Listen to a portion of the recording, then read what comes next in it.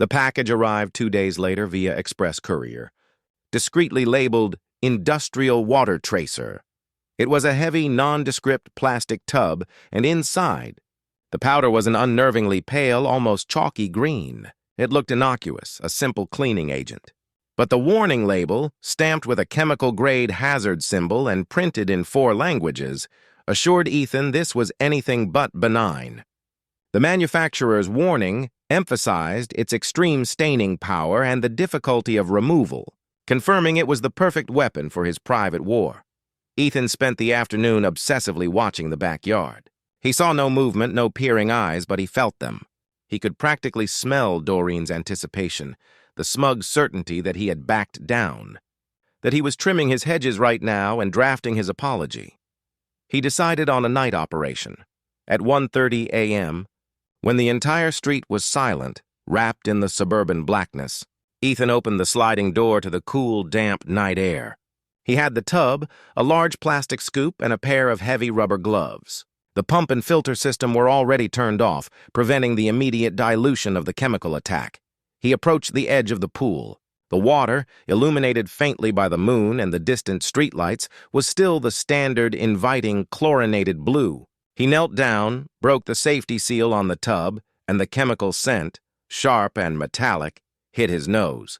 Ethan plunged the scoop into the powder. He aimed for the deep end, the part closest to Doreen's usual point of entry. With a single decisive heave, he flung the first scoop. The powder didn't dissolve immediately. It hung in the water like a pale green cloud sinking slowly. Then, as the molecules hit the existing chlorine, a chemical reaction began. It wasn't a sudden burst of color, but a creeping, terrifying transformation. A thin line of electric, impossible blue radiated out from the initial contact point, pulsating like a live wire. It spread, gaining intensity, devouring the normal color. Within minutes, the deep end was no longer blue.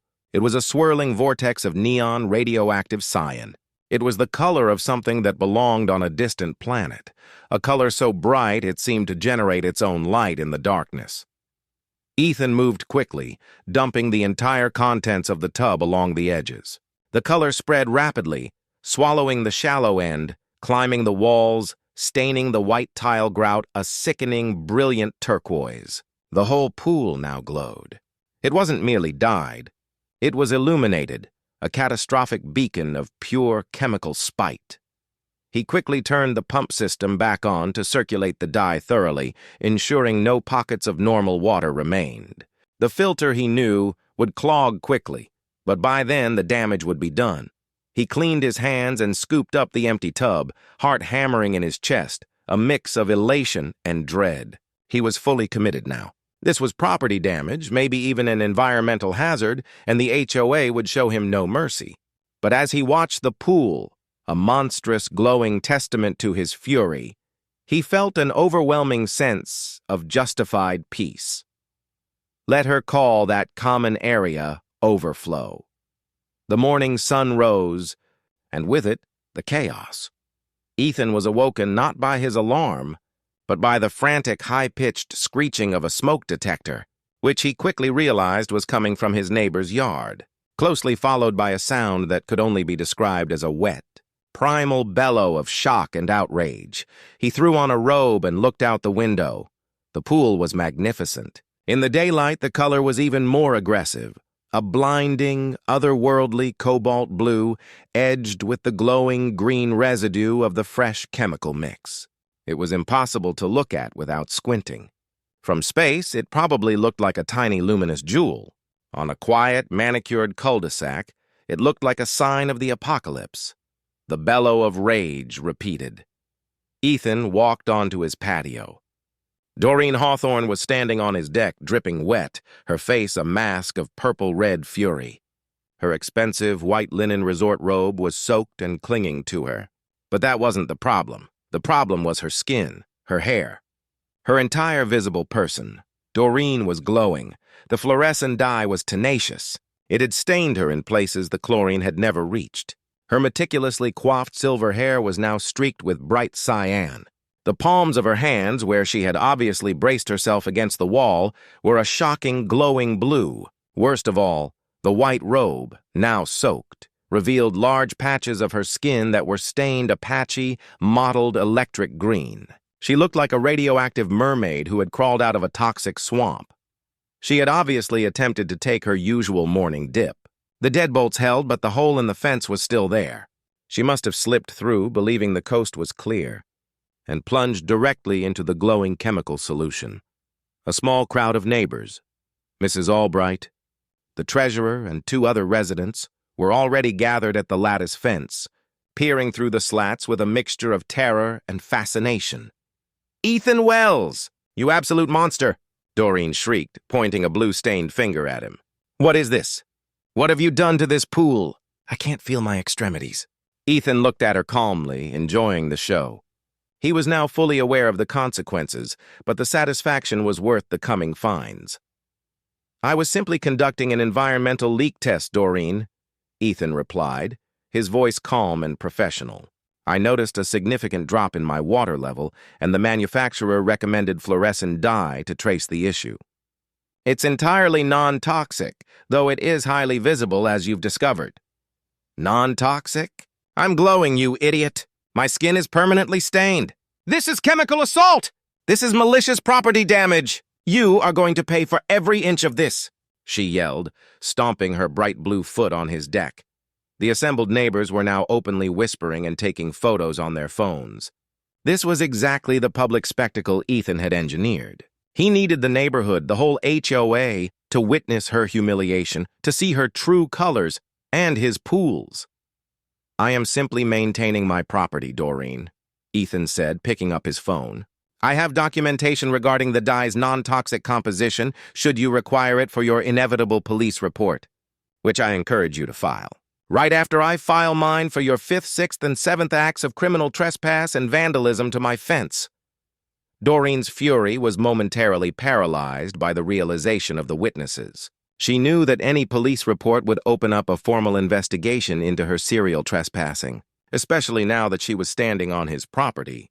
Stained head to toe, "You won't get away with this." "Wells," she snarled, turning to the peering neighbors. "He has destroyed his property. He has created a public health hazard. I am calling an emergency board meeting for 7 now tonight. We will levy the absolute maximum fines, and we will hire a company to drain this toxic waste. You will pay for the entire remediation, and I will see you evicted from this neighborhood." She stomped back to the hole in the fence, pausing only to glare at him one last time. "And my clothes. My robe is ruined. You will replace every stitch of this linen. I'll send you a swatch of the dye color so you can match it," Ethan called after her, watching her squeeze through the hole, a bright cayenne smear vanishing into the hostas. The next few hours were a whirlwind of official and unofficial fallout. At 10:00 a.m., a small official-looking drone appeared over Ethan's property, hovering briefly to capture panoramic shots of the spectacular pool. Ethan just waved at it. At 11:12 a.m., a certified letter arrived via private courier from the HOA's legal firm. It was a cease and desist order to Mr. Ethan Wells, Re. Immediate remediation of nuisance and hazard, the Cobalt Pool incident. You are hereby ordered by the Oak Haven Homeowners Association Board of Directors to immediately cease all current pool operations, drain the water, and engage a certified hazmat-compliant pool service to chemically neutralize and dispose of the entirety of the water contained in your private pool at 1452 Oak Haven Way. The color, composition, and high visibility of the water constitute a public nuisance, are contrary to the community aesthetic standards outlined in Section 4.2, Visual Integrity, and pose a potential public health risk until chemical composition can be verified. Failure to begin remediation within 24 hours will result in an immediate $500 per day fine, retroactive to the discovery of the violation and the commencement of legal action to enforce the covenant, including court-ordered abatement at the owner's expense. Sincerely, Doreen Hawthorne, President Oak Haven HOA Board. Ethan smiled, pinning the letter to his refrigerator. He poured a glass of iced tea and pulled up the fluorescent product specifications again. The dye was used to trace sources of water in underground springs. It was designed to last for months, even years, in standing water before full UV degradation. And while it was non-toxic, the dye was an organic compound. Chlorine only made it brighter. Only two things destroyed it: time and massive doses of ozone, equipment Ethan certainly didn't own. Draining the pool was a non-starter. The dye would stain the plaster, the deck, and potentially leach into the ground, causing an environmental panic that would make the HOA's current crisis look like a fender bender. He realized the genius of his choice. He had not just stained the water. He had weaponized the cost of remediation. The dye was cheap. The cleanup would be ruinous. He heard a nervous knock on his front door. It was George Chen, the board member he'd spoken to, looking pale and sweating profusely, even in the shade. The morning after the emergency meeting, the air in Oak Haven was thick with something heavier than humidity: shared anxiety. The residents were officially polarized, and the centerpiece of the conflict, Ethan's pool, now shone in the daylight like an accusation. It was too bright to ignore, too expensive to fix, and its glow was actively diminishing the carefully curated visual integrity of the entire community. Ethan found the HOA's official notice of levy taped to his front door, affixed with red, aggressive tape that left a sticky residue on the white trim. The document formally demanded $2,500, the $22,000 remediation fee plus the first $500 daily fine, due immediately. The final line warned of placing a lien on his property within 10 days. He didn't pay.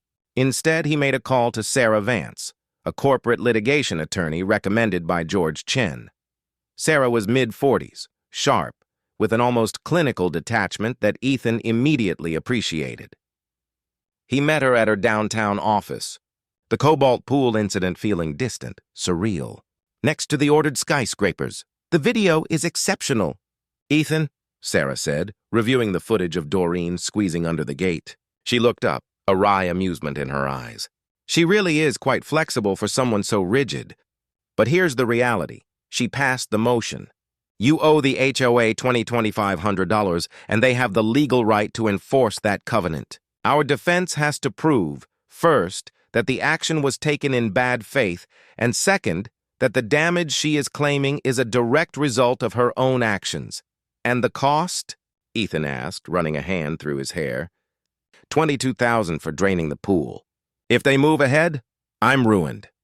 We file for an immediate injunction to stop the drainage based on frivolous and excessive spending, Sarah countered, leaning forward. But we need ammunition. We need proof that her proposed solution is financially reckless. You said she's sending a contractor today? The letter said they were starting remediation immediately. Perfect. Get names, get quotes, get everything. If she tries to drain that pool and causes more than $22,000 in damage, that's not just an HOA issue. That's a breach of fiduciary duty by the board, which opens them up to personal liability. Ethan drove home, the weight of the potential lien heavy on his chest. He was fighting a rich, organized institution, and he was betting his home on a legal technicality.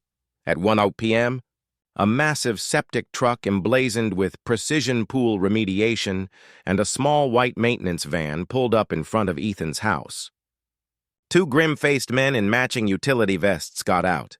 They were clearly here to execute the motion. Ethan met the crew chief, a large man named Mike, at the curb. "You the homeowner?" Mike asked, adjusting his hat, his eyes constantly flicking toward the glowing blue pool in the backyard. "I am." "Ethan Wells, you're here for the HOA, correct? To drain the pool?" "That's the order, man. Massive contamination.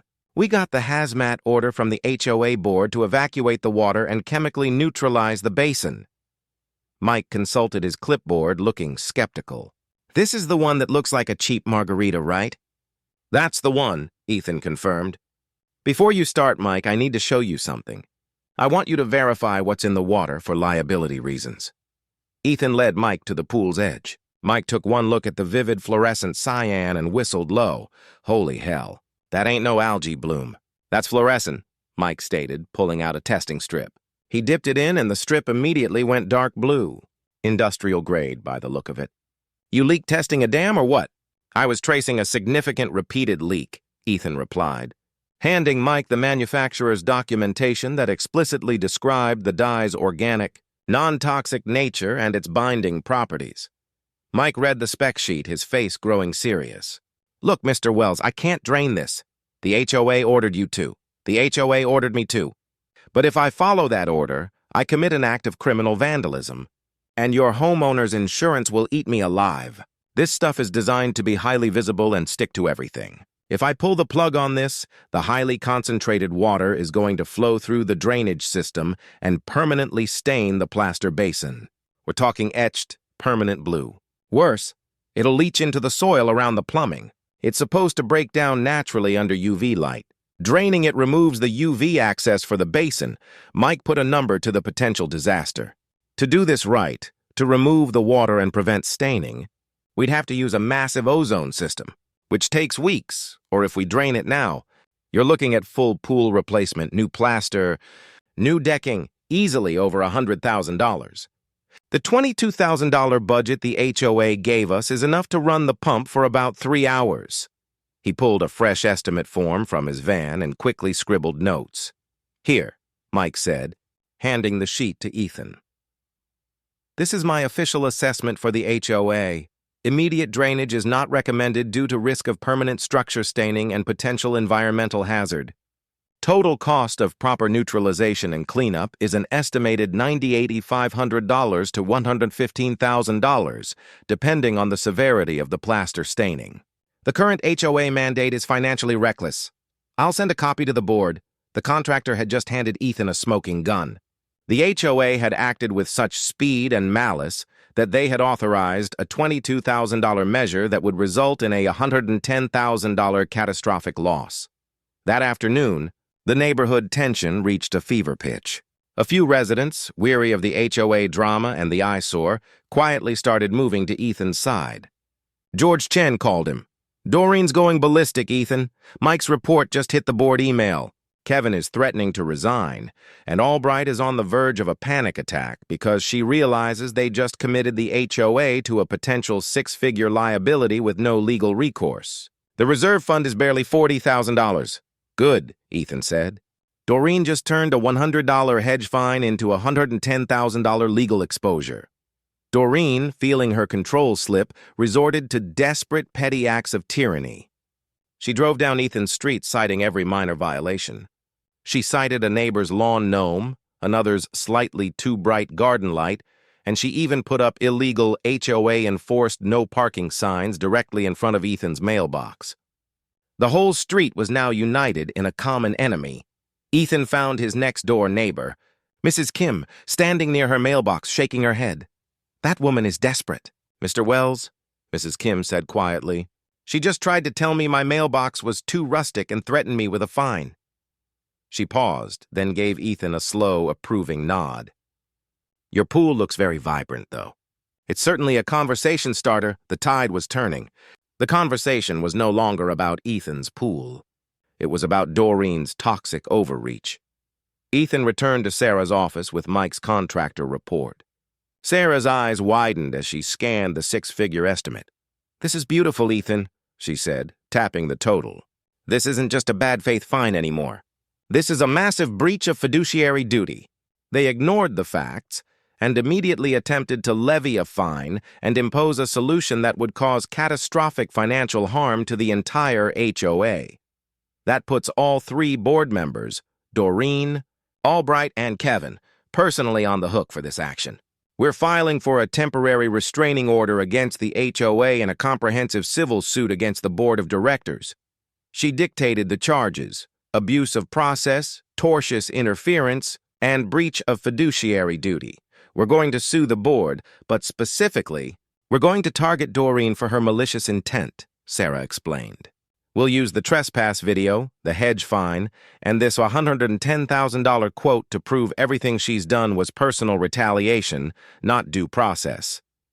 The goal isn't just to erase your fine. It's to dissolve her power and force her out. The complaint was finalized, a detailed, 20-page document that read like a thrilling legal summary of Doreen's downfall. They needed to serve the papers immediately. Sarah suggested they serve the documents in person, at the HOA's central office to ensure the maximum, immediate impact. At 4:45 p.m., Ethan and Sarah walked into the small, beige-walled HOA management office. The atmosphere was heavy, tense, and silent. Doreen Hawthorne was sitting behind the main reception counter, a bizarre image of the HOA president serving as her own glorified secretary. She was wearing massive dark sunglasses inside the dimly lit office and a thick, high-necked cashmere sweater, despite the 90-degree heat. The remnants of the dye were still noticeable. Her knuckles were faintly green, and the line where her foundation met her scalp showed a distinct, sickly yellow tinge. She was desperately trying to project control, but she looked like a fugitive. She was on the phone, her voice hissing into the receiver. "No, Eleanor, you cannot sell the house right now. You have to trust me. We have this under control. The lien will force his hand, but we can't. We can't look like we're collapsing." Doreen looked up as the office door closed behind Ethan and Sarah, and her composure shattered. The blood drained from her already discolored face. "You," she sputtered, slamming the phone down. "I told you, Wells, you will hear from my attorney." Sarah Vance stepped forward, professional and utterly merciless.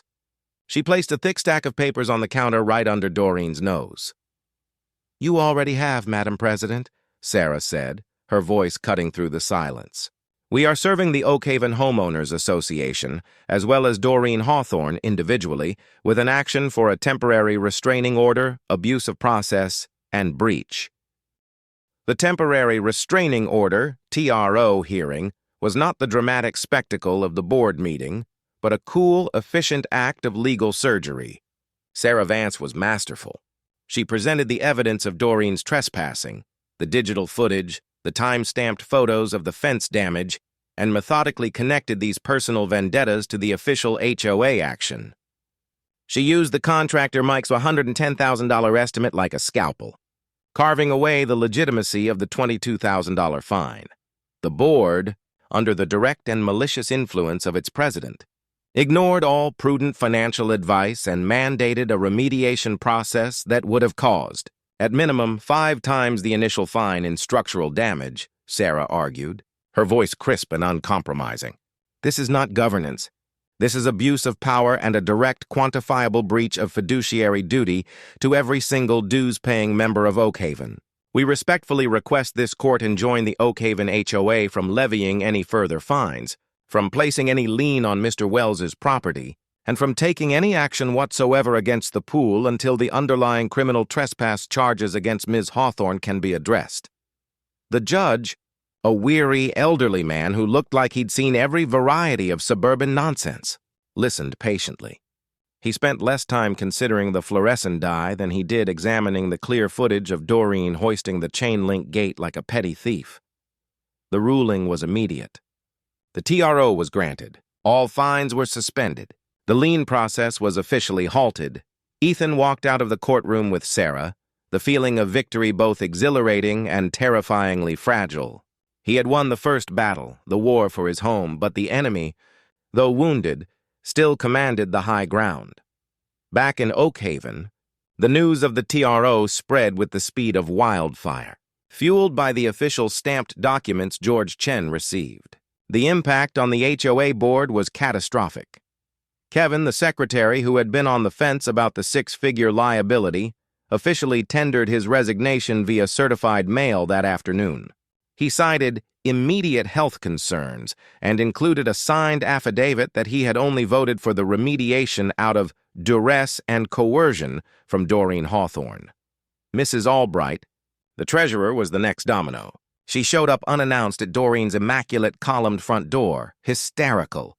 "Doreen! My husband is threatening divorce. Our retirement is tied up in this house. The lawyer said they could seize our personal assets. You assured me this was a standard fine, not a 6-figure lawsuit," Albright wailed, tears streaming down her face. Washing away her expertly applied mascara, Doreen, who was wearing another ridiculous disguise, an enormous, wide-brimmed floppy hat and gloves to hide the persistent greenish tint on her hands and neck, slammed the door shut. She was alone. The board had officially collapsed, abandoning the woman who had led them straight into financial ruin. The HOA, institutionally, was paralyzed, its bank accounts effectively frozen by the threat of Sarah Vance's lawsuit. The neighborhood, however, was galvanized. For years, the residents of Oak Haven had suffered under Doreen's petty tyranny. The fines for solar panels, the forced color changes on mailboxes, the endless, grinding microaggressions of a bored, powerful woman. Now they saw their opportunity. George Chen arrived at Ethan's house that evening. He didn't knock. He simply walked in, using the key Ethan had given him. He was grinning. "We have them, Ethan." The TRO gave the residents the courage to move. "I spent the last 3 hours on the phone. We are calling a special general meeting for tomorrow night at 7:00 p.m. We have enough signatures to force a vote of no confidence to remove Doreen and Albright from the board immediately." "Will she try to block it?" Ethan asked, watching the cobalt blue pool glowing through the sliding door. "She'll try to proceduralize it to death. She'll try to claim the meeting is invalid, that the signatures are fake, that the die has rotted our brains. But we have Kevin's resignation. Albright is in hiding, and we have the TRO. We have the law on our side for once." The special general meeting the next night felt less like a suburban gathering and more like a revolutionary convention. Residents who hadn't attended an HOA meeting in a decade were there, dressed in their best suburban armor, ready for a fight. Doreen, knowing this was her final stand, was utterly transformed. She had abandoned the heavy makeup and the hiding. She arrived wearing a sharp-tailored black suit, her hair pulled back tightly.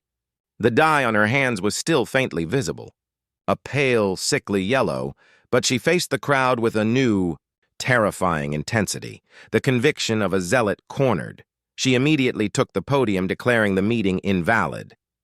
"This is a witch hunt, fueled by a homeowner who intentionally poisoned our community's visual standards," she shrieked, stabbing a finger at Ethan.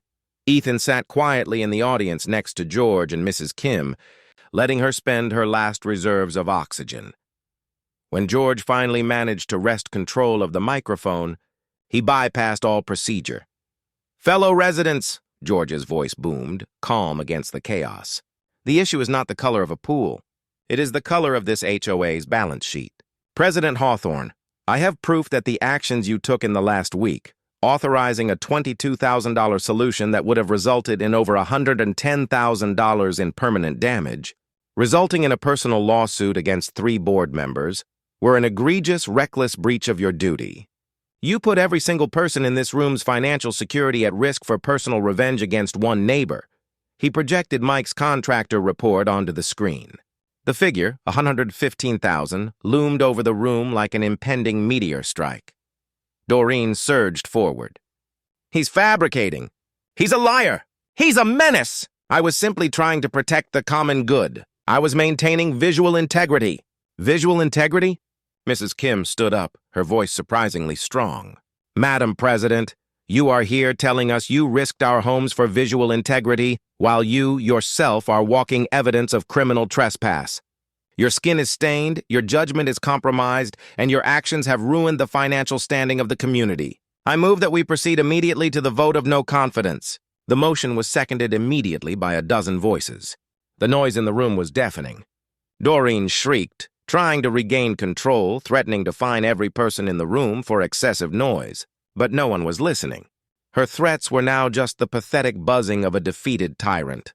George, acting as the temporary chair, called the vote. All those who vote for the immediate removal of Doreen Hawthorne and Mrs. Albright from the board of directors by reason of breach of fiduciary duty and abuse of authority, raise your hand now. The hall exploded in a sea of raised hands. It was overwhelming, instant, and unified. Ethan raised his hand. The small action, heavy with months of frustration and mounting stress, finally released. Doreen stood frozen at the front, watching her life's work, her meticulously crafted empire of pettiness, dissolve in a single unanimous vote. She had lost. Every neighbor who had ever trimmed their hedges an extra inch too short, who had suffered her petty despotism, had just voted her out. She didn't speak. She simply turned, her face a mask of utter, humiliated defeat, and walked out of the community center, through the crowd that parted for her not in respect, but in quiet, satisfied contempt. The black suit, meant to project authority, now looked like a shroud. Ethan watched her go, a final definitive sense of justice washing over him. The immediate threat was gone. The fines were gone. The lien was gone. He looked at George, who gave him a victorious, exhausted nod. Later that night, the cul-de-sac was silent. Ethan sat on his patio. The cobalt pool still glowed, a powerful neon trophy of his victory. He knew the dye would take months to fully fade, a lingering monument to Doreen's reign. But as he relaxed, he looked up at the sky, a flicker of movement. Another, smaller drone was hovering directly over his pool, capturing a perfect overhead shot of the impossible blue water. This wasn't the HOA's drone. This one was sleek, dark, and clearly professional. As it zipped silently away toward the main road, a sudden chilling realization hit Ethan. He hadn't just won a neighborhood war. He had made a viral, highly visible spectacle of property and power, a spectacle that someone outside the confines of the Oak Haven HOA, was now clearly interested in. Powerful beat major turning point. The community holds a successful, overwhelming vote of no confidence, officially stripping Doreen Hawthorne of all power, marking the end of her reign. However, as Ethan celebrates, he realizes his cobalt pool has attracted attention far beyond the HOA, as a professional drone captures high-resolution footage, suggesting the consequences of his actions are about to become national and televised.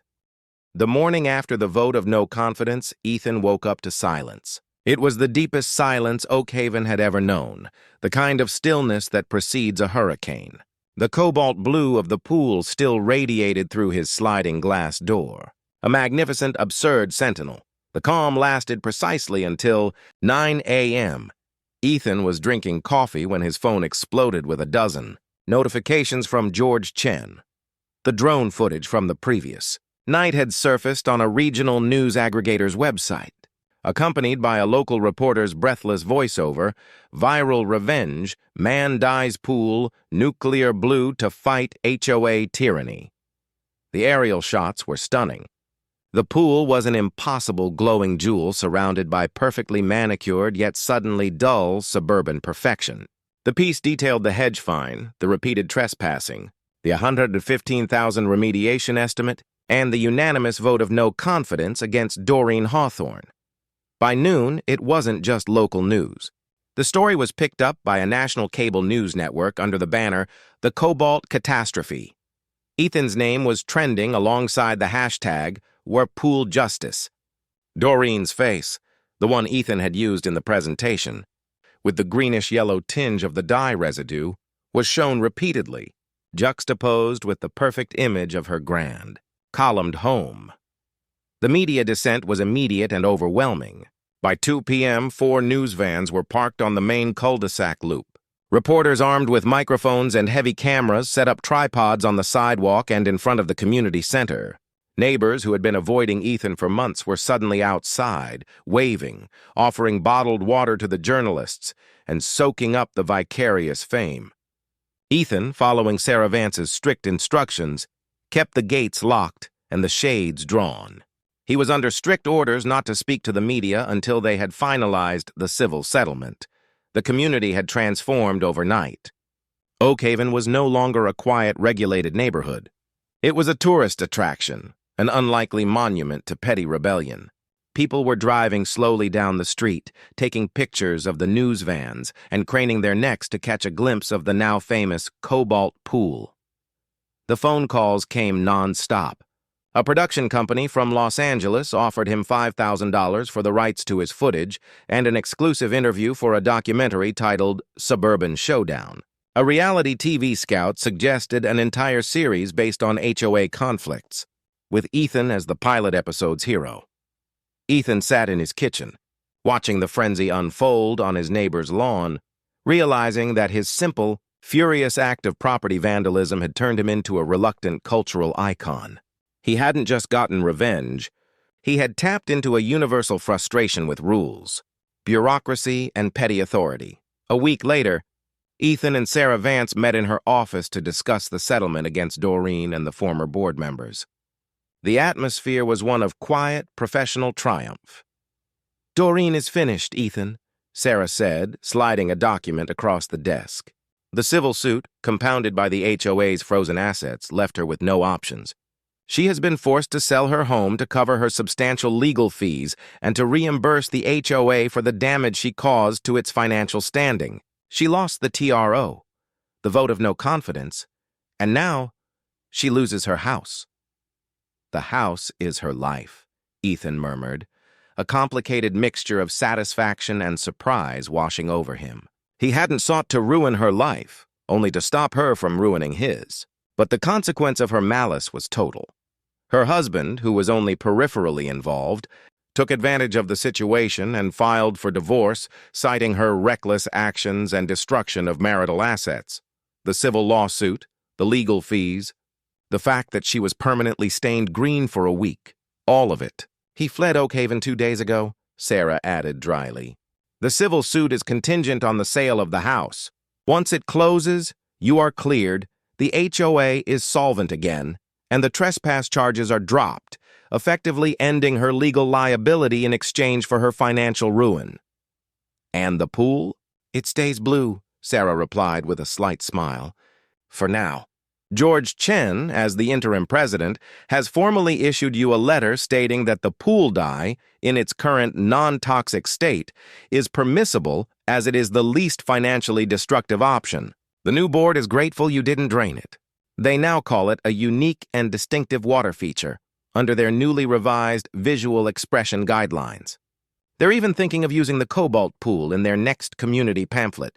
The irony was almost too heavy to bear. The color that was supposed to get him evicted was now a protected landmark. The day Doreen Hawthorne moved out was the true climax.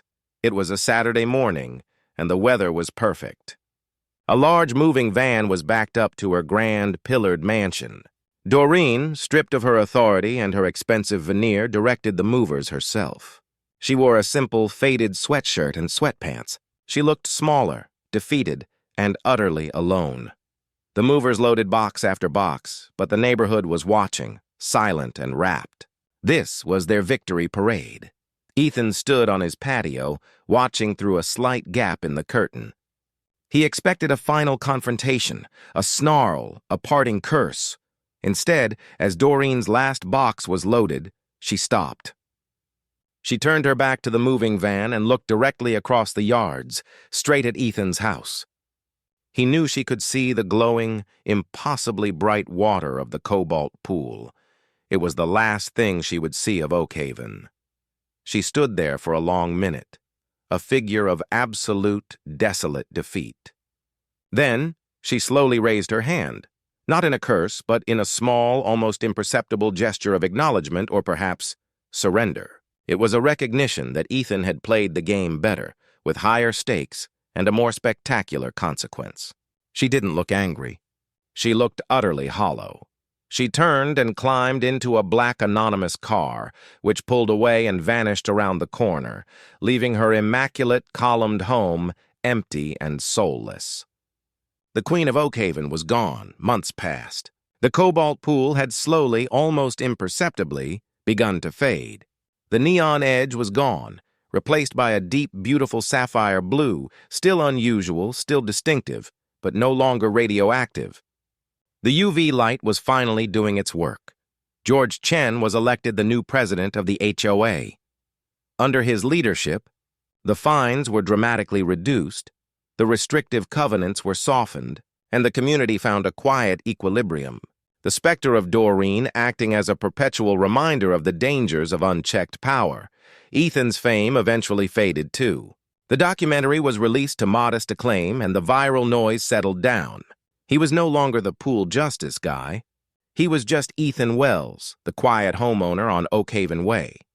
One late afternoon, Ethan was floating lazily in his pool, enjoying the peaceful, fading blue. It was calm. It was his. The hole in the fence was long since patched, now reinforced with concrete. He heard a friendly, familiar voice call out, "Hey, Ethan, got a minute?"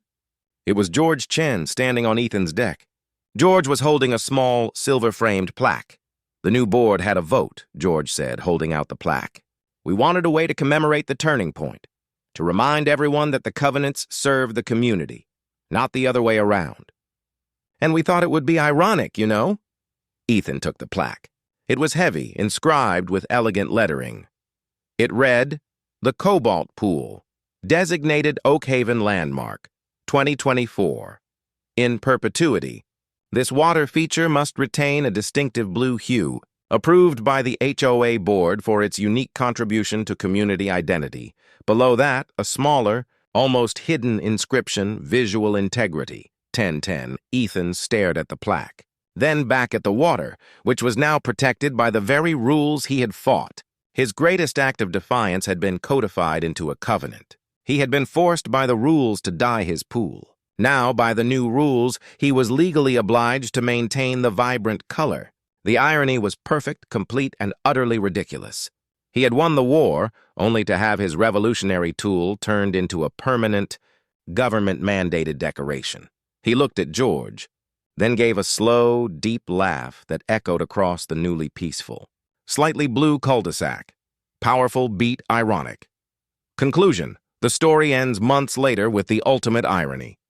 Having won the battle to stop the HOA from fining him over the blue pool, the new, reformed HOA board designates the Cobalt Pool a protected community landmark, legally obligating Ethan, via a new covenant, to maintain the distinctive blue color in perpetuity. His rebellious act is immortalized as a rule.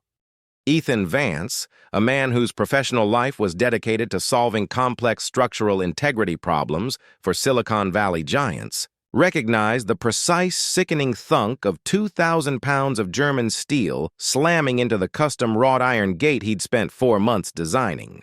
It was the third time in as many weeks. He didn't rush. Rushing was for amateurs, for those who hadn't already calculated the inevitable decay rate of patience. He set down his mug of cooling herbal tea, ran a hand over the stubble he hadn't shaved since the last incident, and walked out of his sprawling, minimalist home and onto the cobblestone driveway. The scene was identical to the prior two, only the damage was geometrically worse. Beverly Sterling, the self-appointed queen of the Ridge HOA, sat rigid in her immaculate obsidian Mercedes GLS, which had clearly absorbed the worst of the impact into its heavily armored bumper. The custom gate, a $15,000 architectural statement designed to withstand high winds, now sported a crescent-shaped fracture near the electronic locking mechanism. Beverly didn't even have the decency to look sheepish. Her face, a mask of tightly controlled resentment beneath a perfect blonde blowout, was currently locked in a pose of righteous put-upon martyrdom. "Well?" she demanded, rolling down the tinted window just enough for her voice to knife through the cool evening air. "Are you finally going to let me through, or am I expected to stay here all night?" Ethan stopped 3 feet from her driver's side, hands clasped loosely behind his back. He didn't raise his voice, a trick he'd learned in high-stakes boardroom negotiations. Anger gave away leverage. Cold certainty acquired it. "Beverly," Ethan said, his voice flat, "that is the 3rd time you've impacted private property, specifically my automated entrance gate, within 19 days. It is currently bent outward by $2,800 worth of damage." "What is your explanation this time?" Beverly scoffed, the sound grating like sandpaper on glass.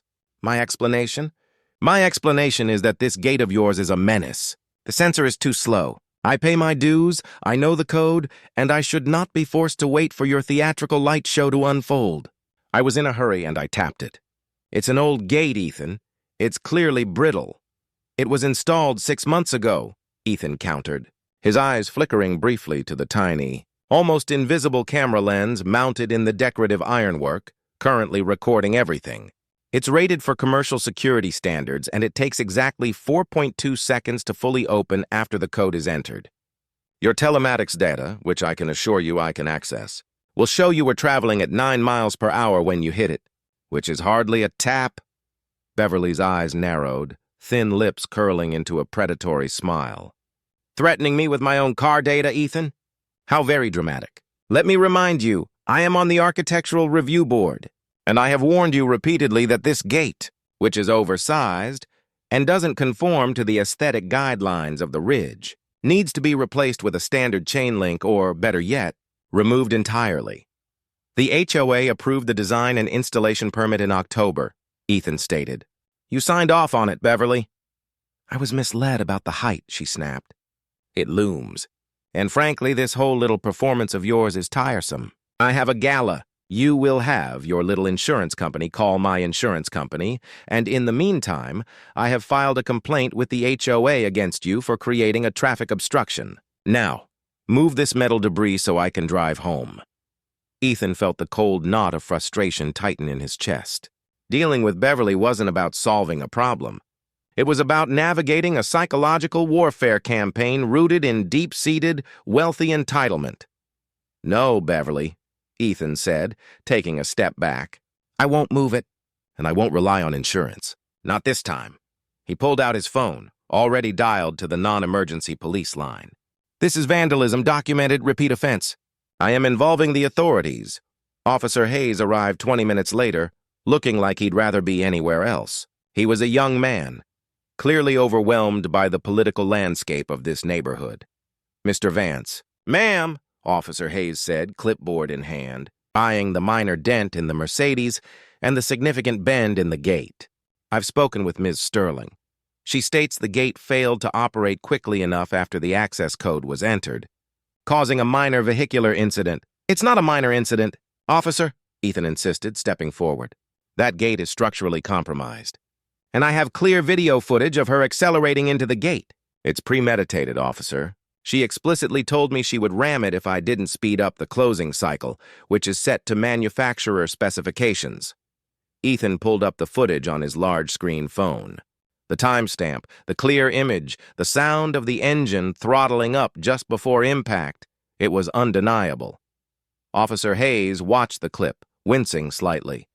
He looked from the phone to Beverly, who was now texting furiously, pretending not to notice. "Look, Mr. Vance," Hayes sighed, rubbing the back of his neck. "I see what I see.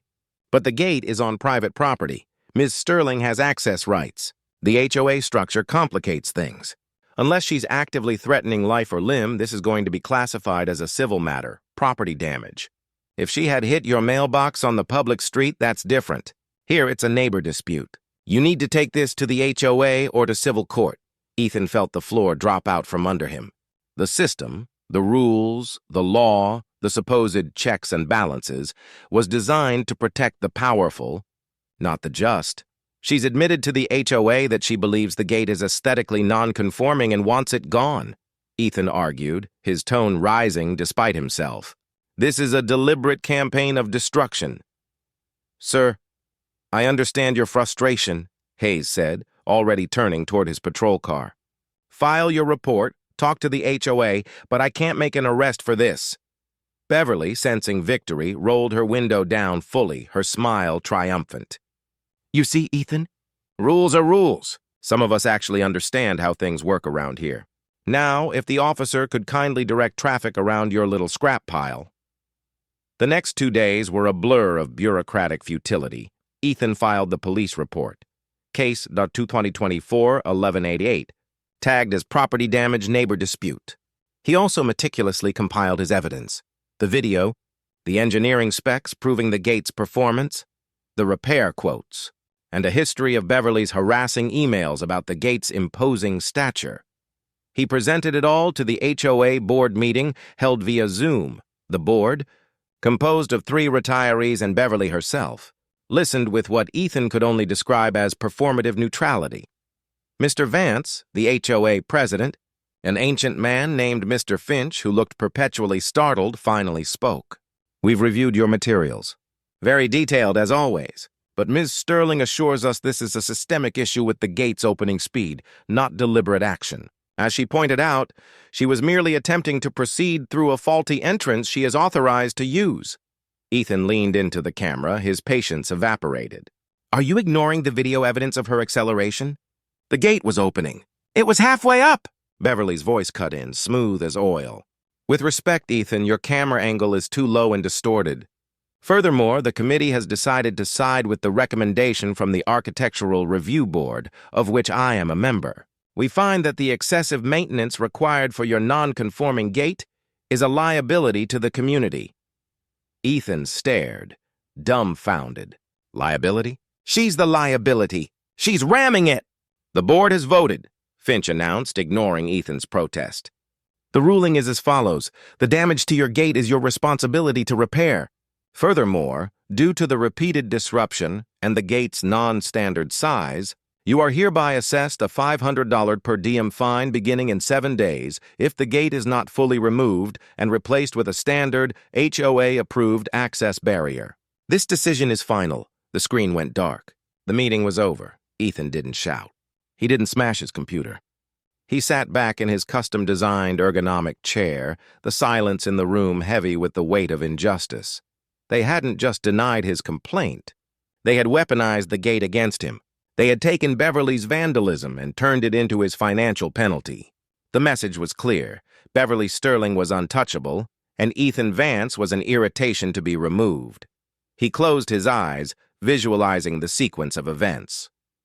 The luxury SUV, the entitlement, the sickening crunch, the smug, victorious face, civil matter, aesthetic guidelines, $500 per diem. Ethan was an engineer. His life was built on physics, logic, and consequence. When a complex system failed, you didn't appeal to the broken components. You redesigned the entire mechanism. He walked into his garage, a pristine, air-conditioned space that was less for cars and more for his true passion, advanced robotics and custom fabrication. He wasn't going to spend $500 a day fighting a broken bureaucracy or waste years in civil court. He was going to solve the problem using the only language Beverly understood, consequence and cost. He pulled up the original schematics for the gate. The structural load points, the hydraulic piston capacity, the mounting anchor points. He was going to reinforce the gate, but not in the way one would normally expect. Reinforcement was only half the equation. He spent the next 3 days in a silent, hyper-focused state. He sourced industrial-grade, military-spec, high-tensile steel rods from a specialty supply.